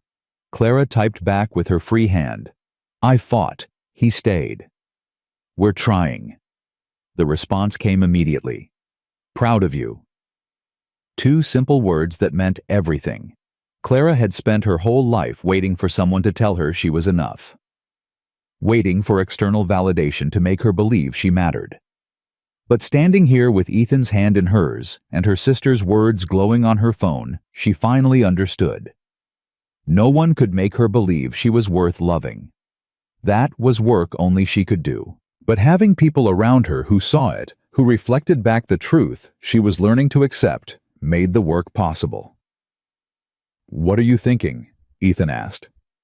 "That I wasted a lot of time believing a lie." "You're not wasting time anymore." "No, I'm not." They drove back to town together, and Clara felt something she hadn't felt in years. Not happiness exactly that would come, but something simpler and more profound. Peace. The kind of peace that came from finally stopping the war with herself. From choosing to believe she was enough, instead of constantly searching for proof she wasn't. At the diner the next morning, Ethan showed up at 7:15 like clockwork. Clara poured his coffee and set it down with a smile that felt real all the way through. "Pancakes," she asked. "What do you think I should eat?" "I think you should eat whatever makes you happy." "Then pancakes it is." Clara put in his order and found Rosie watching her with satisfaction. "You look different," Rosie said. "I am different." "How?" "I decided to stop apologizing for existing. Decided to believe I might actually deserve good things." Rosie's smile was proud. "About damn time." Yeah, it was. The weeks that followed weren't perfect.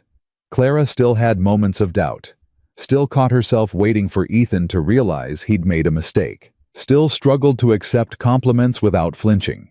But the difference was, she talked about it, told Ethan when the voices got loud, asked for reassurance when she needed it instead of pretending she didn't, fought the spiral instead of surrendering to it. And slowly, painfully slowly, something shifted. She started believing Ethan when he called her beautiful. Started trusting that his presence wasn't temporary. Started seeing herself through his eyes instead of through the lens of every person who'd ever overlooked her. One night, 3 months later, they were sitting on Clara's couch when Ethan pulled out the old notebook she'd given him. "I finished reading these." Clara's stomach clenched. And they're good. Really good. You should write again." "They're just silly stories." "They're honest stories. About people finding courage, finding themselves, finding love. That's not silly." Clara looked at the notebook at proof that 16-year-old her had believed in something 27-year-old her had forgotten. "I don't know if I remember how." "Then learn again. Start small. Write about what you know." "What do I know?" "You know what it's like to believe you're not enough and then discover you were wrong. You know what it's like to push away love and fight to get it back. You know what it's like to choose yourself." Ethan squeezed her hand. "Write that story. Someone needs to hear it." Clara thought about that for a long time. Eventually, she started writing again. Not the fairy tales she'd written as a teenager, but something raw. A story about a woman who spent her whole life invisible until someone saw her. About choosing to believe she deserved love, even when everything in her screamed she didn't. About learning that worth wasn't given, it was claimed. She showed the first chapter to Ethan terrified. "It's perfect," he said. "It's you. It's messy. So are you. So am I. So is love. That's what makes it real." 6 months after the rodeo, Ethan proposed. Not with grand gestures or public declarations, but quietly in the barn where they'd first fought and reconciled and learned what it meant to stay. "I want to spend my life with you," he said simply. "Messy parts and all. Will you marry me?" Clara looked at him through tears, this man who'd seen past every wall she'd built and loved her anyway. This man who'd refused to give up even when she'd given him every reason to. "Yes," she said. "Yes, I'll marry you. Messy parts and all." They got married 6 months later in a small ceremony surrounded by people who mattered. Lily stood as her maid of honor, beaming with pride. Rosie cried through the whole thing. Clara's mother actually said she was proud, and for the first time Clara believed she meant it. But the best moment came after the ceremony when Ethan pulled her close for their first dance and whispered in her ear, "You're beautiful."